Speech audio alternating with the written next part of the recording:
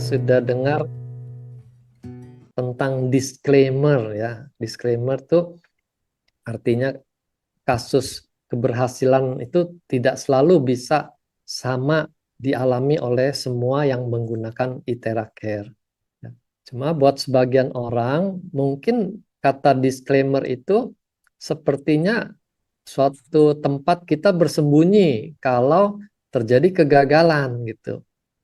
Jadi mentang-mentang ada disclaimer, kalau gagal kita akan menyoroti kata disclaimer itu. Kan memang tidak bisa sama hasilnya gitu ya. Nah, cuma malam ini saya mau menjelaskan kenapa memang akan terjadi kondisi yang hasilnya tidak sama. Gitu ya. Baik, saya akan mulai dengan share screen.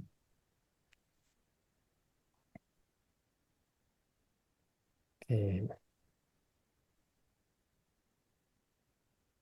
Bisa keluar ya.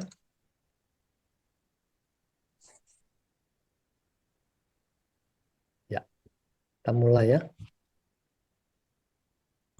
Nah, jadi judulnya tentang 5 pilar kesehatan. Nah, saya mewakili PT Prive malam ini akan membantu memaparkan tentang 5 pilar ini supaya kita bukan sekedar blow saja, tapi kita benar-benar tahu apa sih yang membuat kita sehat, apa yang membuat kita sakit. Nah, kalau kita bicara sakit yang paling berat tuh kita bisa lihat tuh kondisi seperti orang di ICU di kanan ini. Ya. Sudah praktis tidak berdaya, hanya bisa berbaring, kabel-kabel terpasang, selang-selang terpasang, sekelilingnya penuh dengan alat-alat. Ya. Nah, ini tentu kita bayangkan penyakit yang sangat berat. Ya. Tapi penyakit ini tidak akan muncul dalam semalam, kecuali orang kecelakaan.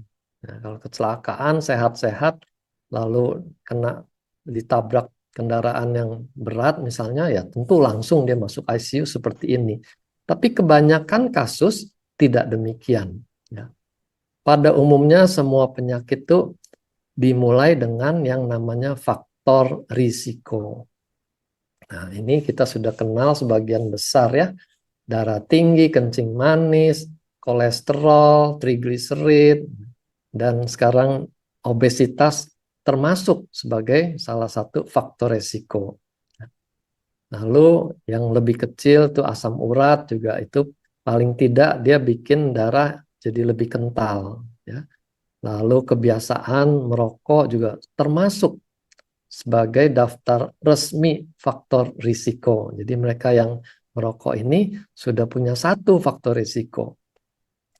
Kalau ada 2-3 faktor risiko muncul bersama-sama, itu kemungkinan untuk sakit tuh jauh lebih dekat. Tuh, ya. Jadi musuh tuh tidak jauh-jauh lagi, itu makin mendekati.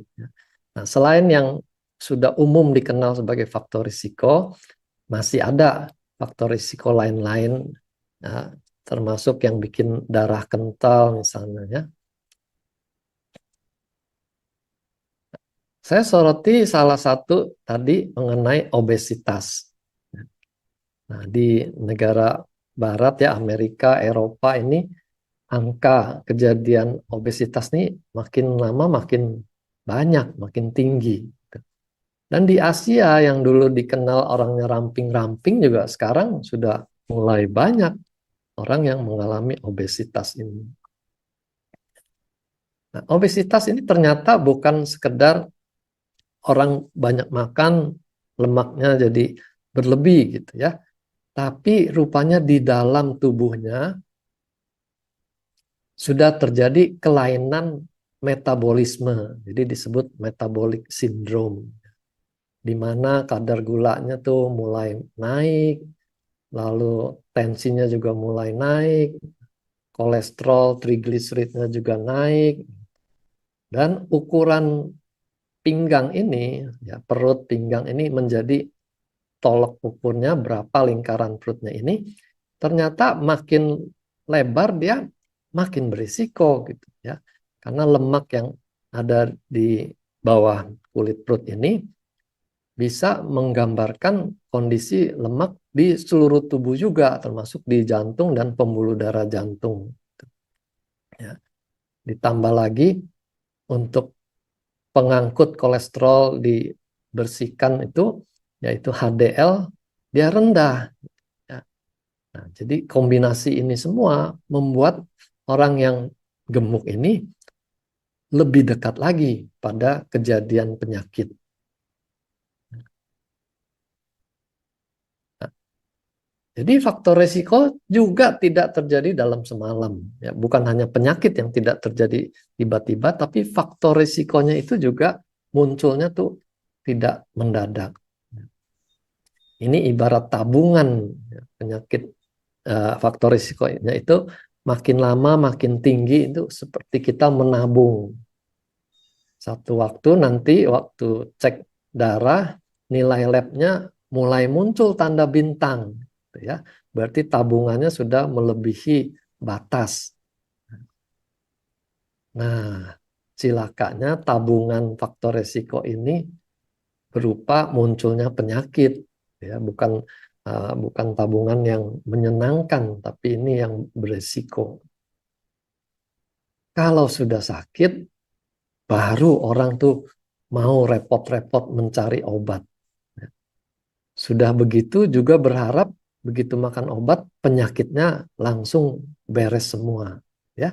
Nah, kita harap kita pahami betul kondisi kejadian seperti ini. Sehingga tidak ada penyakit kronis itu makan obat seminggu beres semua. Ya, itu suatu hukum alam. Ya. Semua yang datangnya pelan-pelan juga akan butuh waktu untuk membereskannya. Nah, kalau kita tunggu penyakitnya datang baru cari obat, nah ini hukum lain berbunyi, ya, bahwa penyakit itu bukan hanya sulit sembuh, ada sejumlah penyakit tuh yang justru irreversible, tidak bisa pulih seperti semula. Gitu ya. Orang yang kena stroke itu paling kelihatan. Dia pernah stroke, biasanya akan meninggalkan cacat sedikit atau banyak, itu sel-sel sarafnya itu tidak bisa tumbuh lagi. Ya, itu kita sebut irreversible. Jadi di sini kita akan selalu dorong orang-orang jangan tunggu sakit baru cari obat, baru beli alat Aithera Care ini, ya. Kita sudah harus bertindak waktu angka-angka di lab ini sudah mulai meningkat, ya. Nah, kalau kita periksa lab secara berkala setahun sekali, jangan dibuang lab yang lama itu datanya, ya. Dibuat catatan. Jadi kita lihat, bandingkan dari tahun ke tahun tuh angkanya bertambah tinggi nggak? Walaupun bintangnya belum muncul, tapi kalau angkanya bertambah tinggi, kita sudah harus mengubah gaya hidup kita. Nah, kita akan fokus malam ini tentang 5 pilar kesehatan kita. Nanti kita akan mulai dengan makan, minum, dan bernafas dari udara yang sehat. Lalu pilar kedua tuh olahraga teratur. Pilar ketiga istirahat dan tidur yang cukup. Pilar keempat tuh relaksasi dan rekreasi. Dan pilar kelima yang tidak kalah penting adalah spiritualitas hidup yang positif. Kita bahas pilar pertama, ya, makan, minum, dan udara yang sehat. Makan minum tentu 2 faktor soal jumlah yang kita makan dan juga kualitas makanannya. Ya. Kalau jumlah itu ukuran yang umum kita dengar itu kan kenyang. Ya, makan kenyang itu menunjukkan jumlahnya cukup banyak. Ya. Tapi kalau makan kenyang isinya hanya nasi, kerupuk, dan kecap, kan berarti kualitasnya tidak memadai, ya, kenyang tapi kualitasnya tidak mencukupi. Sebaliknya, kalau dia makanannya seimbang tapi dia hanya makan 2 sendok karena sedang berdiet gitu, tidak cukup juga gitu ya. Jadi harus cukup jumlahnya maupun komposisinya. Selama ini kita kalau makan terlalu mementingkan soal enaknya, gitu ya, delicious. Orang yang hobi kuliner itu kan juga mengejar kenikmatan ini. Ya. Di sini enak, di sana enak, gitu ya. Padahal badan kita ya sesudah melewati lidah, badan kita tuh nggak mengenal itu kata enak atau tidak enak. Badan kita hanya mencari bahan-bahan yang dia butuhkan. Ada nggak di dalam makanan itu yang saya butuhkan? Ada nggak kalsiumnya? Ada nggak vitamin E-nya misalnya gitu ya. Jadi nutrisius ini soal gizinya. Nah, ini penting ya. Jadi ingat, jangan hanya mengejar enaknya, tapi juga isinya, nilai gizinya. Dan tentu saja kita harus jaga kebersihannya. Saya dapat cerita dalam satu pesta itu bisa semuanya pada kena sakit perut ya, kejadian di satu lokasi gitu ya. Nah, ternyata masalahnya di cateringnya gitu ya, ada uh, masakan yang tidak bersih, tercemar bakteri, jadi seluruh tamu keracunan makanan ya. Nah, ini satu faktor lagi, tapi ini jarang terjadi. Nah, yang sehari-hari kita alami ini yang dua di atas ini kita perlu perhatikan. Lalu bukannya kita nggak boleh makan yang nikmat-nikmat ya, karena hidup juga butuh kenikmatan. Tapi kita perlu tahu batas-batasnya. Ya. Misalnya rokok, rokok kalau buat yang perokok itu nikmat, kita nggak bisa menyangkal kenikmatan yang mereka dapatkan. Kalau nggak nikmat pasti sudah berhenti, gitu ya. Cuma karena kita juga tahu bahayanya rokok, hendaknya dibatasi lah, gitu ya. Jangan sampai melebihi daya tahan tubuhnya membersihkan racun-racunnya. Nah, kalau yang belum sempat merasakan nikmatnya rokok, hindarilah, jangan coba-coba. Ya. Begitu juga dengan nikmatnya dalam makanan. Itu seringkali nikmat buatan. Ya. Dikasih bahan penyedap, pemanis, supaya tahan lama dikasih pengawet. Gitu. Dan supaya nikmat juga di mata, itu dikasih pewarna. Ya. Saya dapat info itu warnanya ikan salmon itu aslinya tidak merah gitu. Warnanya pucat-pucat. Ya. Tapi kalau beli daging ikan warnanya pucat, mungkin orang nggak jadi beli gitu, nggak menarik. Dikasihlah pewarna supaya warna ikannya tuh menarik. Ya. Ada juga makanan yang dibuat oleh manusia, yaitu margarin. Ya.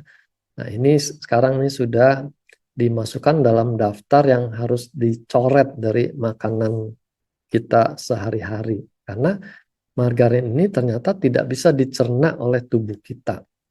Jadi sampahnya banyak yang dia tinggalkan.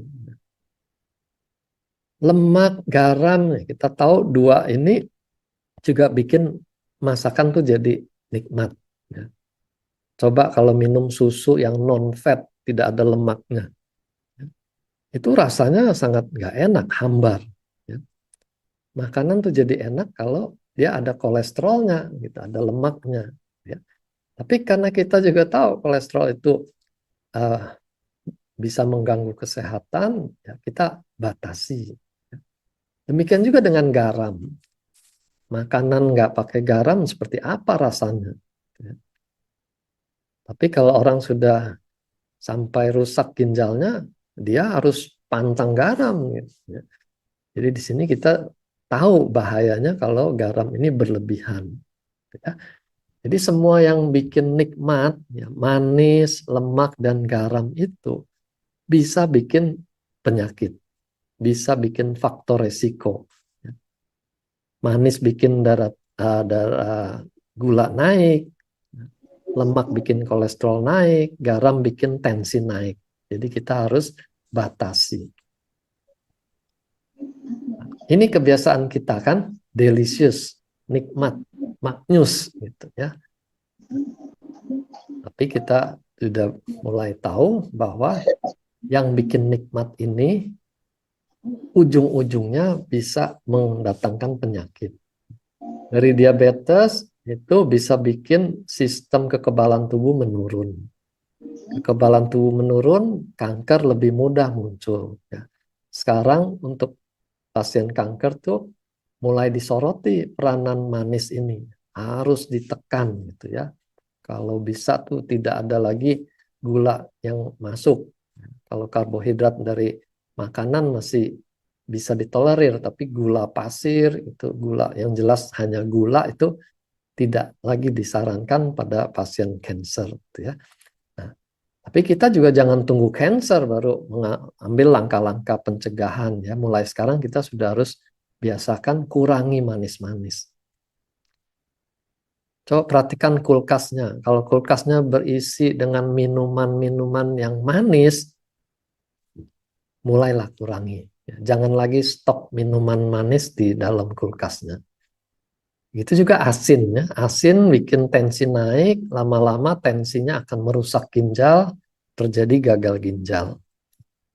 Jangan tunggu gagal ginjal baru mau taat kurangi asin karena terpaksa. Jangan ya. Karena gagal ginjal juga termasuk penyakit yang irreversible ya, tidak gampang dia bisa pulih kembali. Nah, kolesterol ini belakangan kan kontroversi, katanya sudah aman, nggak apa-apa makan kolesterol ya. Nggak juga gitu ya. Jadi tidak ada makanan yang aman tanpa batas gitu. Semua yang berlebihan itu pasti akan mendatangkan masalah. Nah, kolesterol ini tetap diwaspadai, dia bisa menimbulkan plak, khususnya LDL ditambah dengan peradangan. Jadi ada LDL, ada radang, ditambah lagi dengan ada gula, itu sangat mudah terjadi plak di pembuluh darah.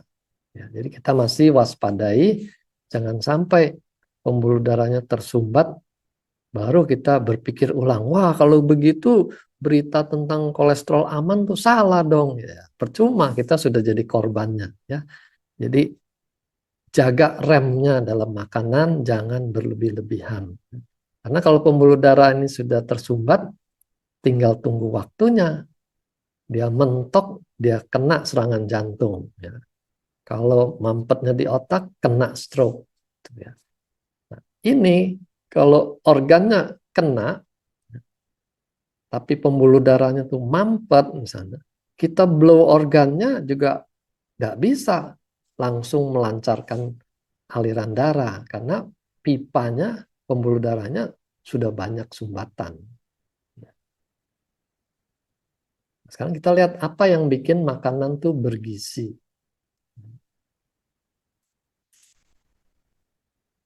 Tiga yang di atas ini, karbohidrat, protein, dan lemak ini dikenal sebagai makronutrien. Nutrisi yang dibutuhkan dalam jumlah banyak. Kalau karbohidrat tuh sepiring tuh nasi bisa 100 gram gitu ya. Jadi hitungannya ratusan gram. Kalau protein puluhan gram. Nah, lemak lebih sedikit ya. Jadi ini disebut makronutrien. Nah, lemak juga disarankan lemak yang tidak jenuh.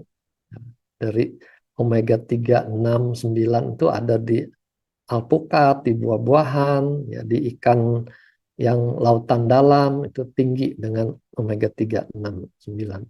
Juga pada tanaman seperti biji bunga matahari. Ya.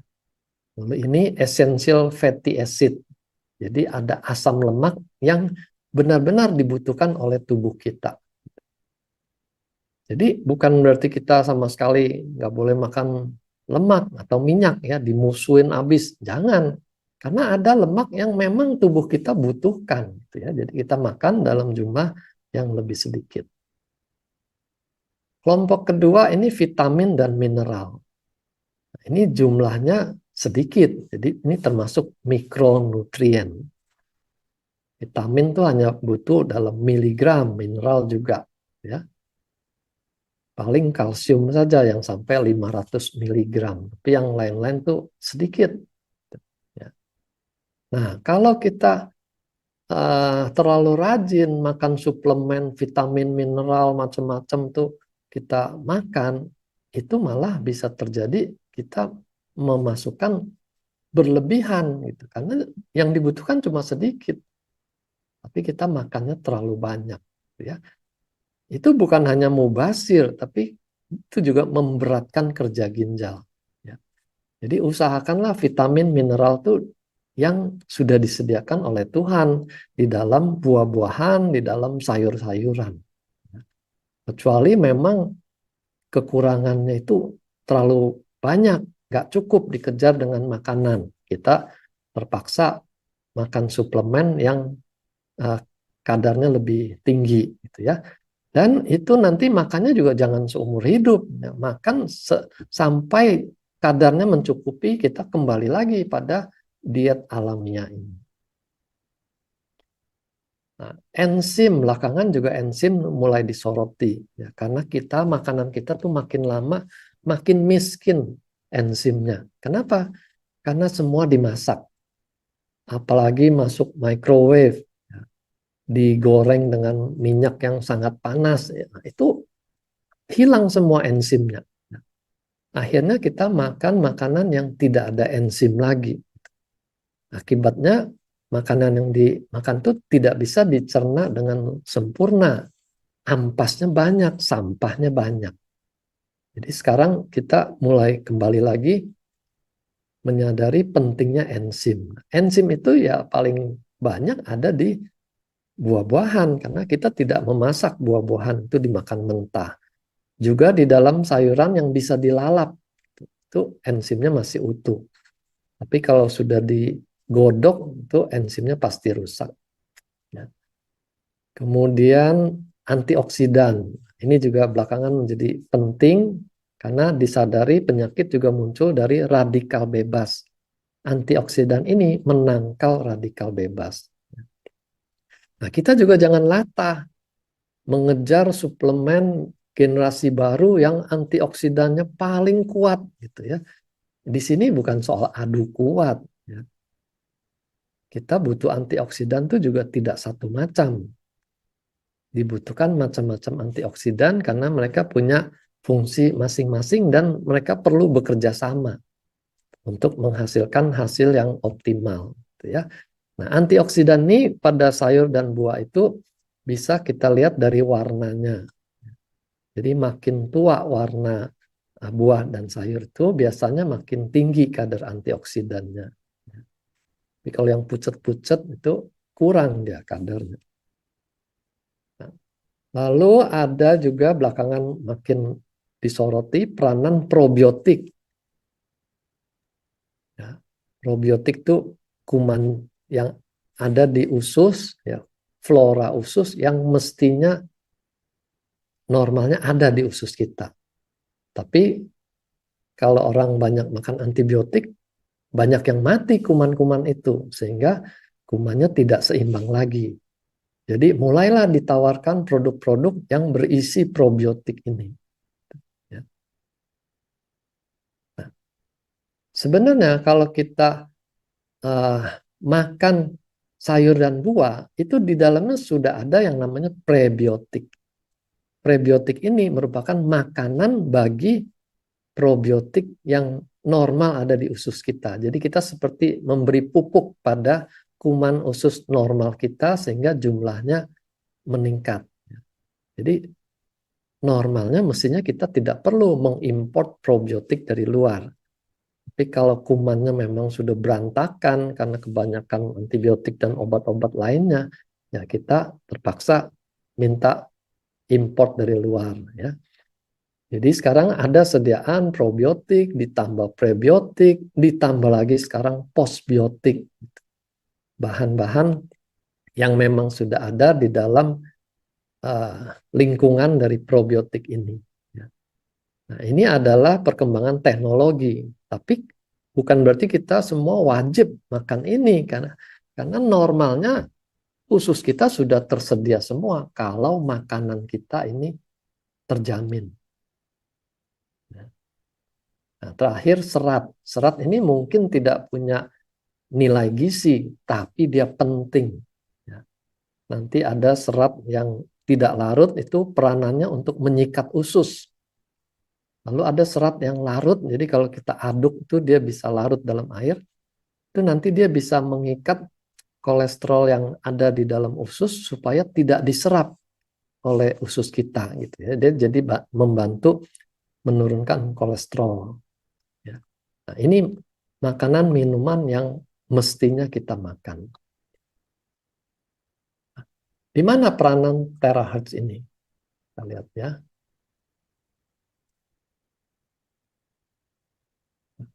Terahertz bisa membantu memperbaiki nafsu makan. Ya.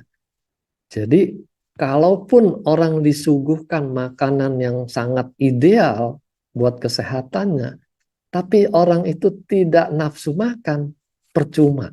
Gitu ya.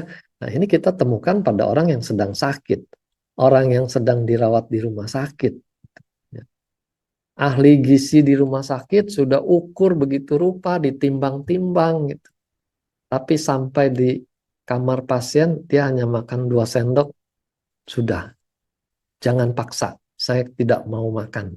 Ya, karena nafsu makannya tidak ada. Nah, di dalam traditional Chinese medicine, nafsu makan ini berhubungan dengan organ limpa lambung. Jadi kita bisa menggunakan terahertz untuk memperbaiki, menguatkan energi di limpa lambung. Sehingga pelan-pelan nafsu makannya naik dan dia mulai bisa mencari makan, makannya lebih lahap, lebih banyak. Bukan hanya makan lebih banyak, limpa lambung ini juga menentukan daya cerna di ususnya. Berapa banyak diserap, itu semua melibatkan organ limpa lambung ini. Orang makan banyak, kalau penyerapannya tidak bagus, ya dibuang juga. Jadi yang berharga itu dibuang di toilet gitu karena tidak bisa diserap. Ya. Jadi penting terahertz intervensi untuk memperbaiki nafsu makan dan kinerja limpa lambungnya. Begitu juga dengan peristaltik. Ya, minggu lalu kita sudah belajar mengenai yang qi. Yang qi itu bisa menaikkan kinerja organ. Jadi kalau lambungnya kita sering juluki lambungnya malas gitu ya, peristaltiknya tuh lambat sehingga makanan tidak digiling dengan aktif, malah nangkring di lambung tuh melebihi jam parkirnya ya. Biasanya 3-4 jam dia sudah bisa dikosongkan, ini dia 6 jam masih penuh lambungnya gitu ya. Nah, ini dengan terahertz kita bisa bantu tingkatkan peristaltik ini. Kalau secara medis ada obat-obat yang meningkatkan peristaltik. Tapi kalau obatnya tidak dimakan, lambungnya males lagi gitu ya. Tapi dengan terahertz kita bisa perbaiki kinerja sel-selnya, kinerja organnya, sehingga peristaltik lambungnya normal lagi. Kalau peristaltik lambung normal, kita tidak lagi mengalami kembung gitu ya. Karena kembung itu akibat dari lambung yang males tadi, sehingga gasnya keburu menumpuk dan terjadilah rasa kembung ini. Kembung kalau berlebihan akan keluar ke atas berupa sendawa. Kalau dia tiap hari kembung, tiap hari sendawa, lama-lama klepnya itu juga akan jadi kendor. Mulailah terjadi GERD. Kalau normalnya tuh hanya udara yang keluar, tapi karena klepnya kendor, sekarang asam lambungnya ikut keluar. Maka kita mulai merasakan tuh sewaktu udara keluar tuh ada rasa asam, ya. Bahkan kalau dia salah masuk ke tenggorokan akan merasa perih gitu ya. Itu tanda-tanda sudah ada kelemahan klep, sudah ada GERD. Ya. Jadi penting sekali untuk mengembalikan peristaltik lambung ini jadi normal. Lambung nanti berhubungan erat dengan usus besar. Kalau lambung malas, biasanya usus besarnya juga malas. Dia akan ke belakang tuh bisa 3 hari sekali, 4 hari sekali gitu ya. Nah, dengan kita blow pencernaannya, perutnya kita blow, lambungnya, ususnya kita blow, peristaltik usus juga lebih baik, buang air besar juga bisa jadi lebih rutin tiap hari. Ya. Lalu peranan pencernaan lain dari terahat adalah membantu proses detox. Ya. Jadi tubuh kita tuh sudah disediakan oleh Tuhan tuh kemampuan untuk mendetoks sendiri. Ya. Tidak perlu kita sampai masuk ke klinik, diinfus, dicuci usus supaya terjadi detox. Tuhan sudah sediakan semuanya. Ya. Organ liver kita untuk membersihkan racun dari kimia-kimia yang ada dalam makanan. Ginjal juga gitu. Kimia yang harus dibuang dalam bentuk urin, ya, diopernya ke ginjal. Ya. Usus untuk membuang limbah yang dikeluarkan di feses gitu ya. Jadi ini semua termasuk organ-organ detox. Kemarin ada pertanyaan mengenai keringatnya jadi pekat sampai bajunya tuh kelihatan berwarna setelah dilakukan terahat. Nah, ini karena kulit juga merupakan organ detox. Ya. Jadi dengan menambahkan terahat kita membantu proses detox ini. Otomatis nanti membersihkan tubuh dan kinerja organ-organ juga jadi lebih sehat. Nah, kalau udara, kita nggak bisa bersihkan udara, ya, kita hanya bisa pasang filter di rumah. Ya. Tapi kita perlu tahu kenapa udara ini jadi tercemar begitu rupa. Kalau di luar rumah ada asap, debu, dan gas. Ya, ini Jakarta atau pemandangannya sudah seperti ini. Jadi kalau mau mengurangi polusi, kita harus bersama-sama mengurangi pembuangan tiga benda ini. Ya. Nah, yang bisa kita kerjakan mungkin polusi di dalam rumah kita. Ini kewajiban kita masing-masing karena rumah kita. Kembali lagi di asap rokok. Kalau dia penikmat rokok, ya jangan merokok di dalam rumah lah. Rokok di luar yang ada pohon untuk menyaringnya, gitu ya. Kalau di dalam rumah nggak ada saringan, semua asapnya terbagi ke semua ruangan. Ya. Lalu debu dari kasur, bantal, gitu ya. Ini juga bisa bikin polusi. Jadi bayangkan kalau debu bantalnya banyak debu, orangnya tidur tengkurap gitu, maka sepanjang malam paru-parunya menjadi vakum cleaner, menyedoti semua debu yang ada di situ gitu ya. Dan cilakanya debu yang masuk ke dalam paru-paru itu sebagian nggak bisa keluar lagi gitu ya. Dia meninggalkan sampah-sampah di dalam paru-paru gitu ya. Nah, untuk mereka yang alergi, yang ada sesak nafas, wajib ini dikurang-kurangi. Ya. Kalau enggak nanti makin sesak. Nah, ditambah lagi bahan-bahan penyemprot ya, udara, entah itu pewangi atau pembunuh serangga. Ya. Ada juga iklan yang membodohi masyarakat ya. Obat serangga dicampurkan dengan pewangi, lalu iklannya menunjukkan, oh betapa harumnya ruangan ini gitu ya. Itu iklan yang sangat menyesatkan, karena kita disuruh menghirup racun serangga dengan senang hati, gitu ya. Jangan lakukan itu. Lalu olahraga, ini pilar yang kedua. Ya. Ada olahraga jenis isotonik. Ini yang kita kenal senam aerobik, gitu ya. Jalan kaki, lari, lalu dansa, line dance ini semua masuk olahraga aerobik. Lalu ada olahraga isometrik, beban, ya. Jadi ototnya yang dibebani supaya ototnya jadi kuat dan juga tulangnya jadi lebih kuat. Ini penting untuk kekuatan otot dan tulang. Ya, orang yang osteoporosis dia perlu olahraga beban ini supaya lebih kuat.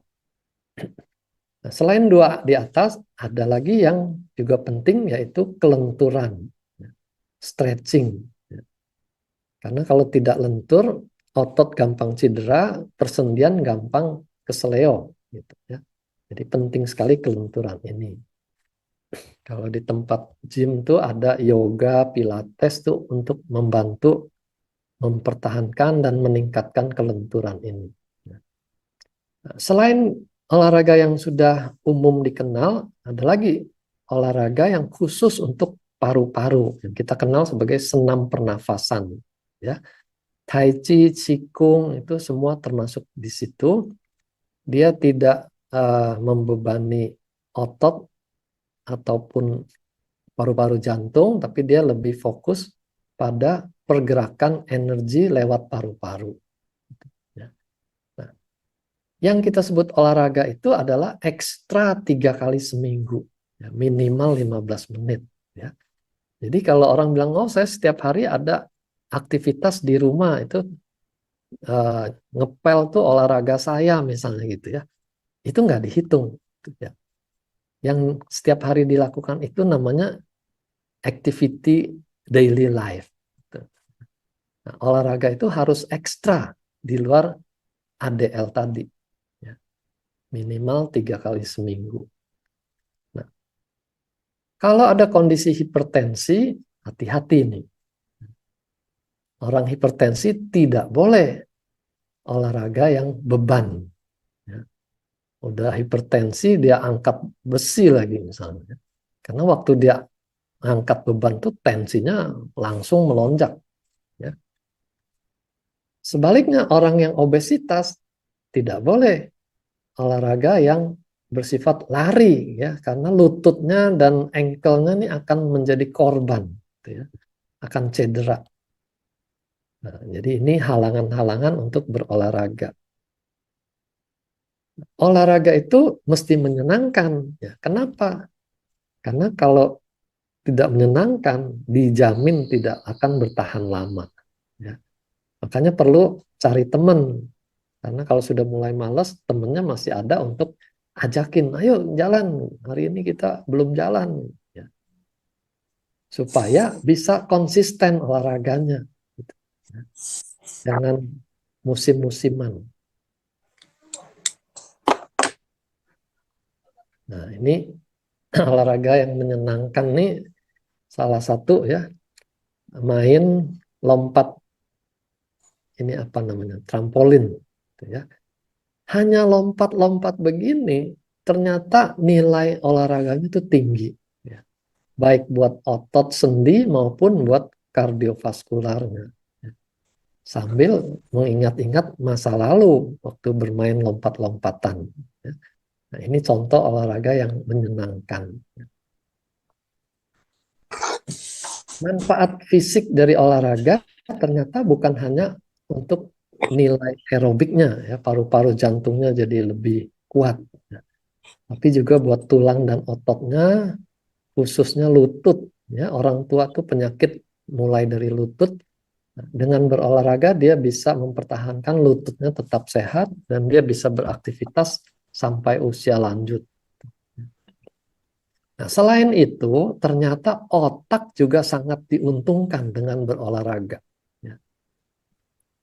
Karena aliran darah ke otak akan bertambah juga, sehingga otaknya lebih mendapatkan oksigen Andrew ya Pak. gizi. Thank you Pak. Ya. Praktis seluruh organ, suplai darah ke seluruh tubuh itu akan meningkat kalau kita berolahraga. Ya. Nah, selain fisik juga manfaat mentalnya. Olahraga itu antidepresi. Ya. Orang yang depresi kan biasanya sudah malas untuk beraktivitas. Dia harus paksakan dirinya untuk beraktivitas. Karena begitu dia mulai beraktivitas, akan keluar hormon-hormon, ya, misalnya serotonin, yang mempunyai khasiat antidepresan. Ya. Jadi penting sekali berolahraga, penting sekali kita mengajak teman berolahraga, karena kita tidak tahu, mungkin dia masuk dalam kondisi depresi ringan, ya, kita sudah membantu dia. Nah, ini tadi hormon-hormon bukan hanya serotonin ya, tapi juga hormon kepuasan mencapai prestasi, dopamin tuh ya. Jadi kalau hari ini bisanya hanya satu lingkaran, tapi setelah sebulan, saya sudah bisa 8 putaran. Nah, itu dopaminnya keluar karena dia menghargai tubuhnya sudah berprestasi gitu ya. Lalu rasa dicinta, rasa bahagia itu semua bisa keluar lebih banyak dan menjadi manfaat tambahan dalam berolahraga. Terahat dalam olahraga bisa bikin apa? Ya. Jadi pertama, dia meningkatkan produksi energi. Makanya orang yang habis di blow tuh bisa rasanya lebih enteng, lebih ringan untuk beraktivitas. Ya.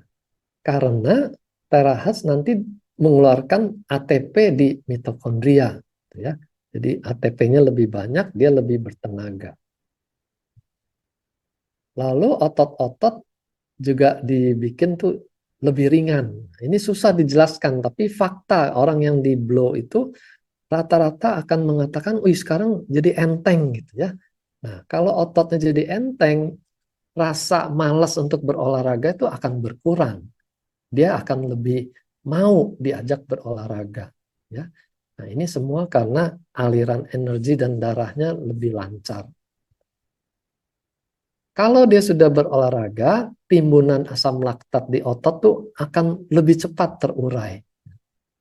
Dibongkar, dibawa ke liver, dibersihkan. Sehingga rasa penat, rasa sakit sesudah berolahraga itu tidak berlama-lama. Dan dia siap untuk kembali berolahraga dalam waktu dekat.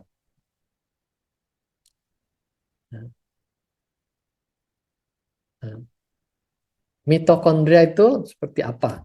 Nah, ini dia modelnya. Ini ada di dalam sel. Ya. Jadi satu sel kita ada mitokondria yang dikenal sebagai baterainya sel. Mitokondria ini menghasilkan ATP ini. Nah, inilah tenaga kita untuk beraktivitas, bermetabolisme.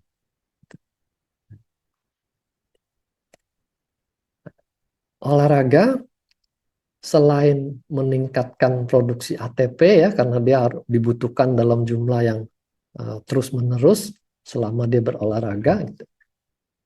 Ternyata olahraga juga mengaktifkan berbagai metabolisme di organ-organ. Nah, ini pankreas. Ya. Jadi dengan berolahraga gula darah akan lebih terkontrol. Dengan berolahraga jantung lebih kuat memompa aliran darah. Sehingga nanti denyut jantungnya tidak perlu cepat-cepat gitu karena ototnya sudah tambah kuat, dia cukup sekali pompa sudah beredar kemana-mana. Ya. Lalu lemak ini akan lebih banyak terbakar, ya, lipid ini akan turun. Ototnya kalau dia olahraga akan lebih tersuplai darahnya, kalau olahraga beban ototnya akan lebih besar, lebih kokoh, pekerjaan juga jadi lebih ringan. Ya. Lalu ke pembuluh darah, ke liver, ini dia membersihkan toksin-toksin juga dengan lebih cepat lagi. Nah, ini penggunaan glukosa sebagai energi. Jadi orang yang makan manis itu sebenarnya nggak salah kalau dia pakai untuk berolahraga. Gitu ya. Karena olahraga ini membutuhkan gula sebagai sumber energi. Nanti gula akan diubah, pirufat ini didaur ulang di dalam sel, dipakai untuk bikin tenaga lagi. Ya. Kalau olahraganya berkepanjangan, mulai ngos-ngosan, itu oksigennya kurang. Nah, kalau oksigen kurang ini akan ada sampah yang diproduksi yang namanya laktat, asam laktat. Jadi kalau ototnya dipakai lari maraton misalnya, ini asam laktat di otot tuh akan menumpuk gitu. Makanya besoknya tuh pada jarem Otot-otot tuh sakit semua karena asam laktatnya numpuk. Asam laktat ini akan dibawa dalam aliran darah, masuk ke liver, dibersihkan. Ya. Jadi kalau kita blow ototnya, blow livernya, kita mempercepat pembersihan asam laktat ini. Sehingga besok sudah siap lagi untuk olahraga yang baru lagi. Jadi ini peranan liver. Sekarang pilar ketiga, istirahat yang cukup. Kita bagi sekedar beristirahat atau benar-benar tidur. Istirahat tuh bisa sekedar duduk, dengerin musik, nggak kerjakan apa-apa, ya relaksasi, atau tidur siang istilahnya, ya nap. Jadi ini tidur hanya seperempat jam, setengah jam, gitu, ya. Tapi sudah cukup untuk memulihkan energi kita, khususnya energi di otak, ya. Atau malam hari yang kita benar-benar tidur sampai 8 jam itu, ya. Berjam-jam kita tidur. Nah, di sini perlu diperhatikan. Ternyata jumlah jam itu belum menentukan kualitas tidur, ya. Jadi ada orang tidurnya bisa 8 jam, bahkan 10 jam gitu. Tapi kualitasnya jelek. Nah, tandanya apa kalau kualitas tidurnya cukup? Kalau bangun dia rasa segar, ya. Segar, fit, siap untuk beraktivitas di pagi hari.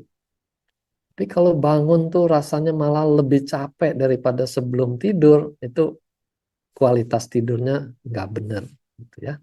Walaupun dia kelihatan tidur begitu lama. Ya. Nah, jadi ini model gangguan tidur.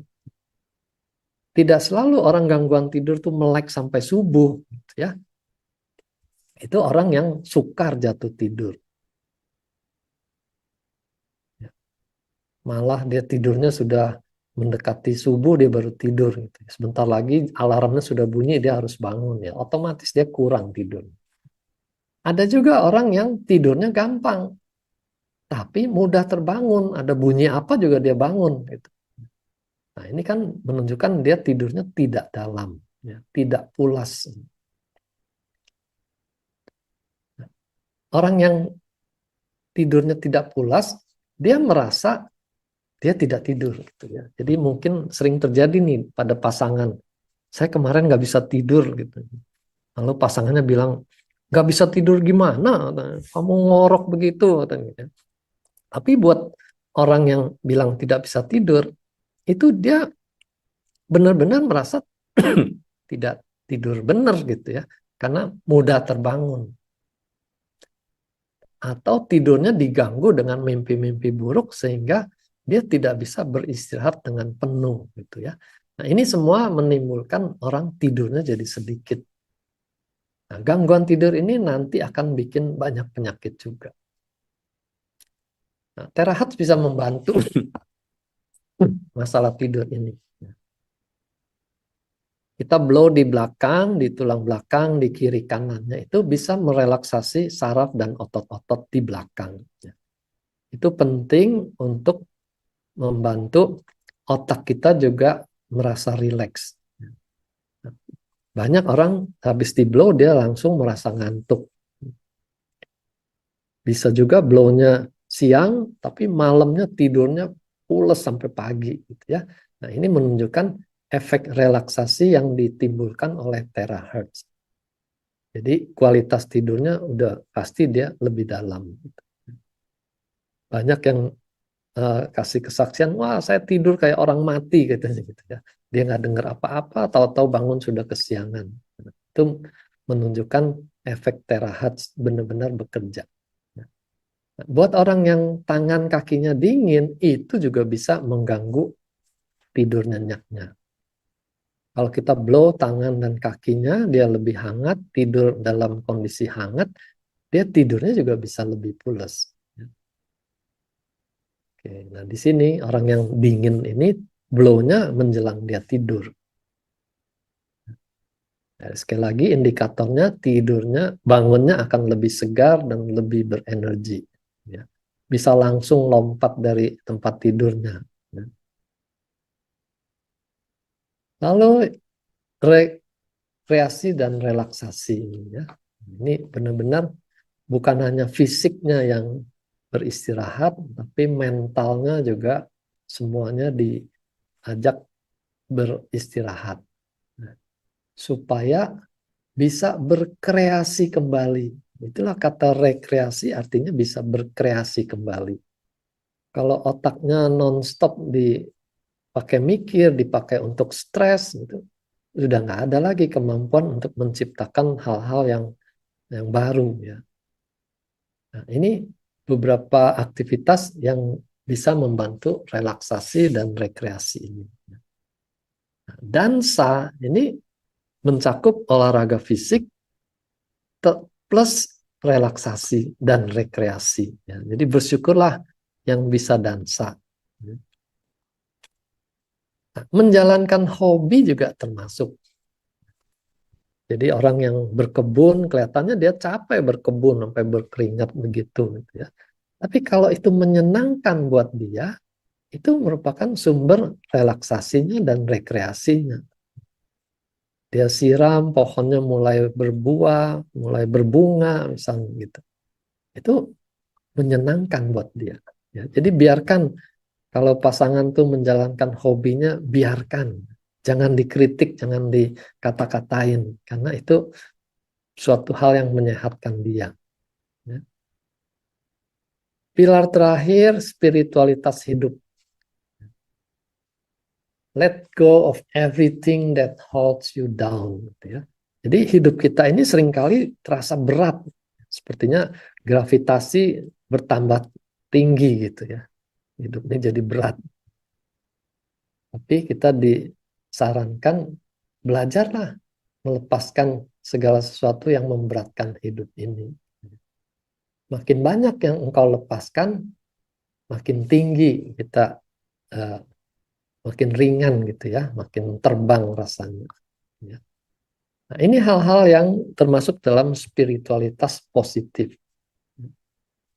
Jadi kita tidak bahas soal keimanan atau agama ya, tapi spiritual yang menyangkut kerohanian kita, yaitu rasa syukur.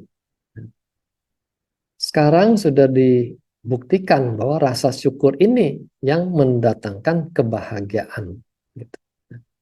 Bukan karena memiliki banyak benda, gitu ya. Kalau banyak bendanya tapi tidak ada rasa syukurnya, orang itu tidak bahagia. Jadi rasa syukur ini yang bikin kita jadi rasa uh, happy. Lalu damai sejahtera, ya. Tidak punya musuh, tidak cari musuh, gitu. Tidak ada yang uh, mengorek-ngorek masa lalu, gitu. Damai sejahtera membuat hidup kita juga jadi lebih sehat. Syukur, sukacita, bahagia ini otomatis bermuncul bersama. Damai sejahtera dengan mengasihi juga itu otomatis. Kalau kita nggak punya musuh, otomatis akan muncul rasa damai. Kalau punya musuh, rajin-rajinlah mengampuni supaya tidak ada musuh lagi, gitu ya. Sehingga rasa damai sejahtera ini juga tidak terhalang untuk muncul. Ya. Dan kita hidup itu jadi berkat buat orang lain. Kalau kita bisa membahagiakan orang lain, kita otomatis juga ikut bahagia. Gitu ya. Jadi ini hal-hal yang kita perlu kerjakan sehari-hari yang membuat tubuh ini menjadi lebih sehat juga. Ya, tubuh, mental, spiritual semuanya menjadi lebih sehat. Dalam pendek kata, semua ini bisa kita dapatkan dengan dua tindakan ini. Menerima dan melepaskan. Ini persis seperti kita bernafas. Orang meditasi seringkali diajarkan fokus pada nafas, gitu ya. Tarik nafas, buang nafas, gitu ya. Karena di dalam spiritualitas juga begitu prinsipnya. tarik nafas, kita terima semua yang baik yang kita miliki ini, kita terima dengan penuh rasa syukur. Buang nafas, jadi sampah-sampah udara itu dikeluarkan lagi. Nah, kita juga buang sampah-sampah di dalam mental spiritual kita, lepaskan. Jangan penyesalan yang berkepanjangan terus-menerus menyesali hal yang sama, lepaskan. Kalau kejadian tidak menyenangkan, tidak bisa dihindari, terima dengan ikhlas. Ya. Jadi dua hal ini kerjakan setiap hari. Nah, inilah 5 pilar yang harus kita kerjakan. Gak bisa tugaskan pada orang lain. Ini harus kita kerjakan sendiri. Hasilnya apa? Kita sudah bisa proyeksikan.